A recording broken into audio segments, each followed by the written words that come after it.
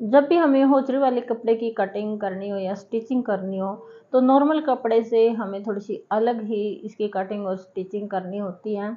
तो थोड़ा अलग कपड़ा होता है ये होजरी वाला।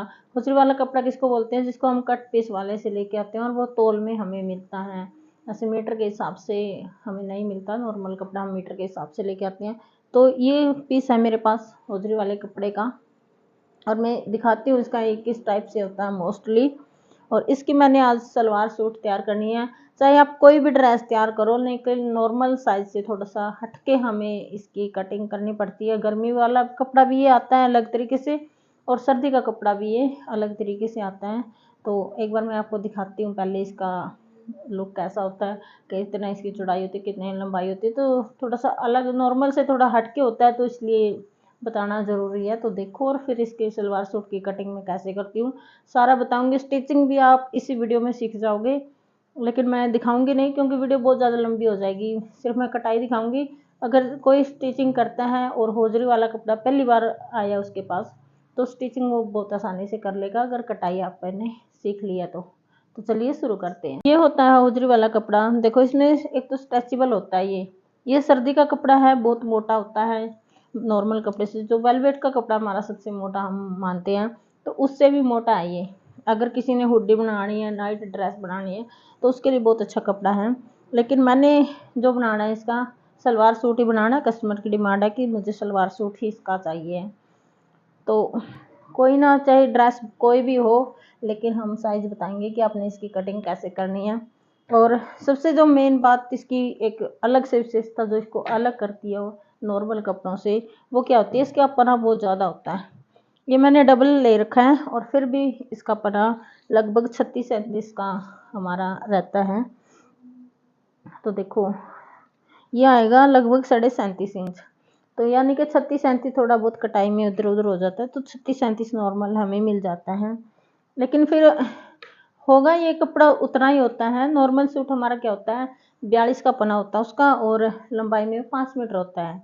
ये लंबाई में कम होता है, ये होता है लगभग 3 मीटर, 3 या 3.5 मीटर के आसपास।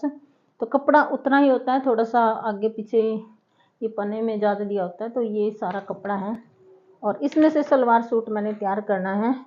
तो देखते हैं कैसे निकालेंगे।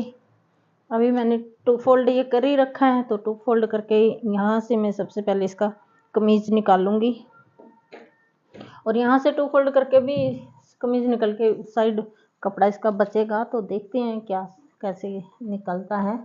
तो आप देखते रहिए वीडियो को और पूरा का पूरा सूट मैं आपको दिखाऊंगी निकाल। मैंने 2 फोल्ड कर लिया है। अब हिप के हिसाब से, हिप मैंने इसके जो नॉर्मल सूट है इस साइज का, उसके हिप है मेरे 22 के तैयार। तो ये मोटा है और ज़्यादा स्ट्रेचेबल भी नहीं है। अगर गर्मी का कपड़ा इसकी जगह होता है तो हम कम ले सकते हैं, क्योंकि वो बहुत स्ट्रेचेबल होता है, ऐसे खींचता रहता है। तो इसके हिप मैं रखूँगी 23 इंच तैयार। तो 23 इंच हमने हिप रखे हैं और 1.5 इंच या फिर 1 इंच भी आप एक्स्ट्रा ले सकते हो इसमें फोल्ड के लिए। क्योंकि इस तरह से अगर हम फोल्ड करेंगे, इसको सिंगल ही फोल्ड करते हैं इस कपड़े को, क्योंकि डबल में बहुत ज़्यादा हो जाता है। तो सिंगल फोल्ड हमने करना है और इतना ही कपड़ा हमारा जाएगा 1 इंच में। तो आप 1 इंच भी एक्स्ट्रा ले सकते हो। 23 + 2 25, तो 12.5 पे हमारा आएगा। तो यहाँ पे मैं 1 इंच थोड़ा सा एक्स्ट्रा ले लूँ मार्जिन। 26 इंच पे हमने यहाँ निशान लगा। ये मैंने 4 फोल्ड कर लिया 13 इंच पे 26 इंच का निशान लगा के। और ये अगर मैं आपको दिखाऊं तो 13 इंच मेरा ये आता है। तो अब मैं इसके निशान लगाऊंगी। लेंथ का निशान नीचे से 1 इंच छोड़ूंगी नीचे से, क्योंकि हमने 1 इंच ही कपड़ा फोल्ड करना है, ज़्यादा नहीं करना। तो 1 इंच नीचे से छोड़ के अब लगाऊंगी मैं लेंथ का निशान। लेंथ रखनी मैंने इसकी 43 इंच तैयार। तो 1 इंच एक्स्ट्रा लेके और 1.5 इंच पीछे वाले का एक्स्ट्रा रखूँगी। तो 45.5 के ऊपर मैंने लेंथ लगाई है। यहाँ पे मैंने इसकी लेंथ ली है, जैसे कि वैसे इस सूट के मैं नॉर्मल तीरा लेती हूँ 7 इंच। तो इसका मैं थोड़ा सा एक्स्ट्रा रखूँगी, क्योंकि मोटा कपड़ा है और हमें इसका गढ़ भी छोटा ही करना है। तो 7.5 इंच पे इसका मैं तीरा रखूँगी। जो मेन से पॉइंट है मैं वही आपको बताऊँगी। बाकी जो फिटिंग है वो आप अपने नॉर्मल सूट के हिसाब से आप रख सकती हूँ। नॉर्मल सूट का मैं यहाँ पे हिप लेती हूँ उसकी 8 इंच, लेकिन इसके मैंने थोड़े से एक्स्ट्रा लेने पड़ेंगे, तो ये मैं ले रही हूँ 9 इंच पे। और बहुत मोटा हो गया है ऐसे 4 फोल्ड करने के बाद।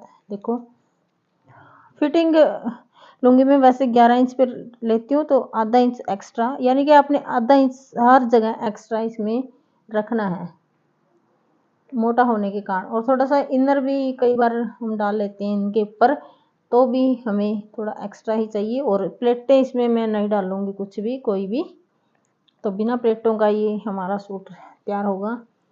और इतनी फिटिंग यहाँ पे 11 इंच, 11.5 इंच पे, और इसी के हिसाब से यहाँ पर भी मैं वही लूँगी, 11.5 ली थी, तो यहाँ पे लूँगी मैं 10 इंच। थोड़ा लूज रखना है, मैंने थोड़ा सा लूज रखना है।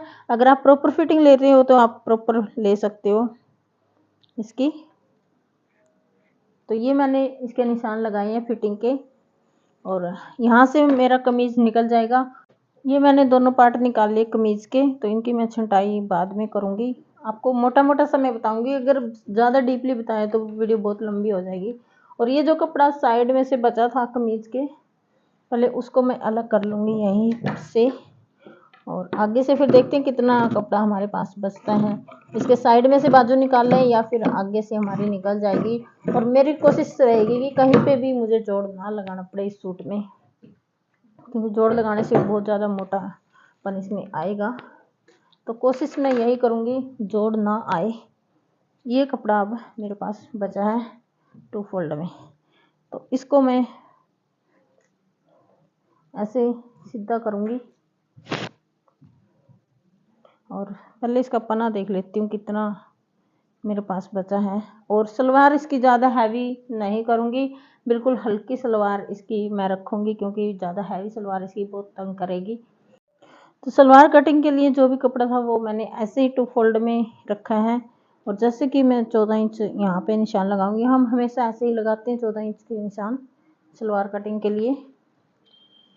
जो जहाँ से हमारे पल्ले निकलेंगे, पल्ले बोलो, तख्ते बोलो, गोड्डे बोलो, इनको हम कुछ भी बोल सकते हैं, अपनी अपनी भाषा में जो भी आपको ठीक लगे आप वो बोल सकते हो। तो 14 इंच पे मैंने यहाँ मार्क किया है, और इसके ऊपर मैं अब इसको 2 फोल्ड कर लूँगी कपड़े को। अब ये मेरा कपड़ा 4 फोल्ड है मेरे पास, इतना 14 इंच तक 4 फोल्ड है, बाकी 2 फोल्ड है। आपको दिख रहा होगा अच्छे से, जैसे हम नॉर्मल सलवार की कटिंग करते हैं वैसे मैंने लिया है। और कोशिश करूँगी कम से कम इस पर सिलाई आए और कम से कम इस पर जोड़ आए। अब लगाऊंगी इसकी लेंथ का निशान। 37 की सलवार तैयार करनी है, तो उसके लिए मैं हमेशा 33 इंच तख्ते लेती हूँ, और यहाँ से सीधा निशान हम लगा लेंगे। अब जो ये निशान मेरा आया है, यहाँ से आगे लूँगी मैं 9 इंच का आसन, और दूसरी साइड इस साइड जो है ये भी ऐसे ही कटिंग करूँगी। 9.5 का आसन लेके, 9 इंच का बहुत है आसन हमारा, और यहाँ पे 33 इंच। तो ऐसे ही नॉर्मल सलवार की तरह हमने इसकी कटिंग कर लेनी है। बाजू का कपड़ा हमारे पास अभी रहता है बाजू कटिंग करने के लिए। नॉर्मल सलवार की तरह हमने इसकी कटिंग करनी है वैसे ही। तो ये कटिंग मैं कर लेती हूँ, फिर दिखाती हूँ। बाजू रहती है, बेल्ट रहती है हमारी इसमें से तैयार करनी। कमीज के साइड में से कपड़ा बचा था, उसी में से मैंने इसकी बाजू निकाल ली है, और ज़्यादा मोटा होने के कारण ये डबल से कट नहीं रहा, तो अलग अलग से मैं इसकी कटिंग करूँगी। पहले ऊपर वाले की कटिंग कर रही हूँ, और फिर नीचे वाले की कटिंग ऐसे करनी पड़ेगी। बहुत ज़्यादा मोटा हो रहा है ये, इसमें स्ट्रेचेबल है थोड़ा सा, लेकिन इतना नहीं है, इतना भी स्ट्रेच नहीं हो रहा कि हम कुछ भी बना सकते हैं। तो ये बाजू होगी मेरी, और ये इतनी मोटी मेरी सलवार है। हल्की की है मैंने, तब भी इतना मोटा आया हूँ। और ये है इसका कमीज।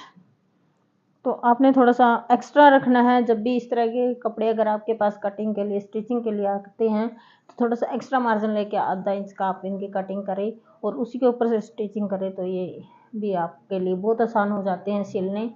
तो ऐसी वीडियो देखने के लिए हमारे चैनल को सब्सक्राइब कर लीजिए, ताकि आपको अपडेट मिलती रहे।